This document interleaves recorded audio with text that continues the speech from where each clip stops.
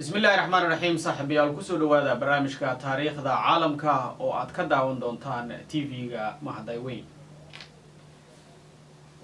maanta waxaan diiradda ku saari doonaa barnaamijka taariikhda caalamka dalka Masar iyo taariikhda iyo dhaqanka uu leeyahay dalkaasi Masar ayaan halkan idinkula wadaagi doonaa si aad wax badan uga faa'iidaan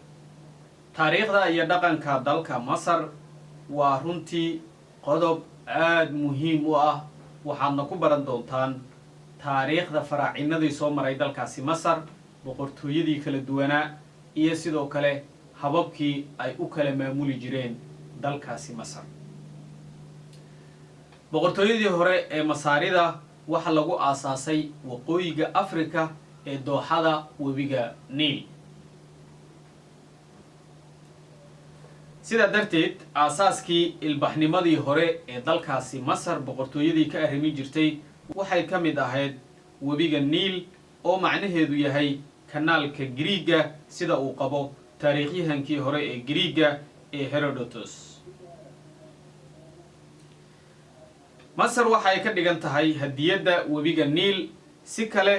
haddii loo dhigo webiga Niil wuxuu ahaa sababta ugu weyn ee aas-aaska iyo horumarinta ilbaxnimadii hore ee dalkaasi Masar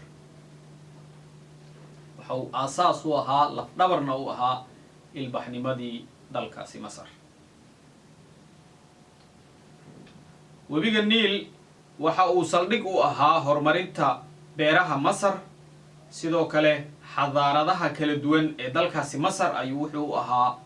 ilbaxnimo dadka Masar ayaa ah dad beeraley ah oo caan ku ah beeraha waraabka iyo dhaqashada xoolaha wax soo saarka beeraha sida leyninka toonta sarreenka iyo sidoo kale masagada ayaa sidoo kale caan ka ah dalkaasi Masar inkastaba ahaatee xaaladaha nololeed ee bulshadii hore ee reer Masar ayaa aad u liidatay marka loo eego heerka ilbaxnimada Masar ay hadda marayso sida daraadeed xaaladaha nololeed ee bulshadii hore ee Masar waxay ahaayeen kuwa adag oo liita guud ahaan dalkaasi Masar webiga Niil ayaa ahaa sababta ugu weyn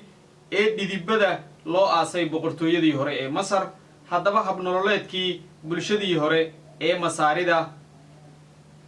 ee ku xidhnaa webiga Niil maxaan ka naqaanaa ilbaxnimadii hore ee Masaarida waa ilbaxnimadii ugu horreysay uguna caansaneed Afrika ilbaxnimadu waxay soo bilaabatay ilaa 3000 BC ilbaxnimada Masar waxa ay sidoo kale dhaxashay aqoon iyo xirfado kala duwan oo dunidan casriga ah ka hirgalay kuwaasi waxaa ka mid ah fikradaha kala duwan sida diinta sahaminta meel bannaan iyo cilmi baarista caafimaadka intaa waxaa dheer waxaa ka mid ah xirfadaha sida dhismaha ahraamta xabaalaha waraaqaha rinjiyeynta duugista iyo qorista Masar hore waxay caan ku ahayd farshaxanka qalajinta haraaga bini aadamka waxa loo yaqaanay mummification ilbaxnimadii hore ee Masar waxay ka koobneed fikradda nolosha dhimashada kadib Masaaridii hore waxay caan ku ahayd waaye aragnimada ay u leeyihiin sameynta waraaqaha iyo qoraalka dadkii Masar ee hore waxay caan ku ahaayeen kaliya ma aha ilbaxnimada iyo xirfadaha aan kor ku soo sheegnay laakiin sidoo kale waxay caan ku ahaayeen dhisidda dawlad adag intaan Masar isu imaan oo boqortooyo ah waxay u qaybsameen laba qaybood waxayna kala yihiin kow boqortooyadii Masar oo ka dhisatay webiga Niil korkiisa qasri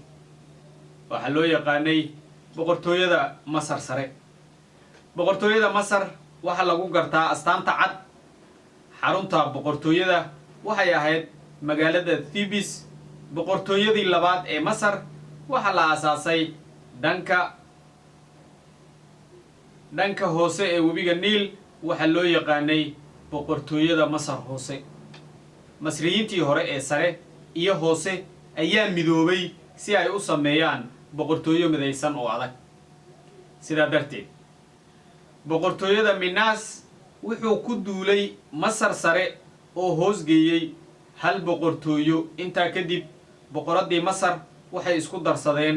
labadii madab waxayna bilaabeen inay isticmaalaan casaan iyo caddaan iyada oo ku salaysan dhacdooyinka taariikhiga ah. boqorka xukumi jiray dalkaasi masar waxaa la odhan jiray fircoon. fircoon waxaa loola jeedaa guriga dhagaxa ee masaaridii hore. faraaciintu waxay ahaayeen boqorro awood badan oo soo maray xadaarado badan. haddaba dowladdii hore ee masar waxay la wareegtay awooddii canshuur ururinta iyo ballaarinta ganacsiga. waxay caan ku yihiin dhisidda ahraamta waaweyn iyo ka qaybgalka bulshada ee beeraha waraabka ah. tusaale ahaan waxay dhiseen in ka badan 70 ahraamta ah 1500 oo sano gudahooda. qaar badan oo iyaga ka mid ah ayaa la dhisay xilligii masaaridii hore. ahraamtan kii ugu weynaa waxaa la dhisay xilligii boqor kuufo 2575 ilaa 2465. ahraamta hadda waxay ku taallaa giza. ma jirto caddayn la taaban karo oo la og yahay oo ku saabsan dhismaha ballaaran ee ahraamta dalkaasi masar.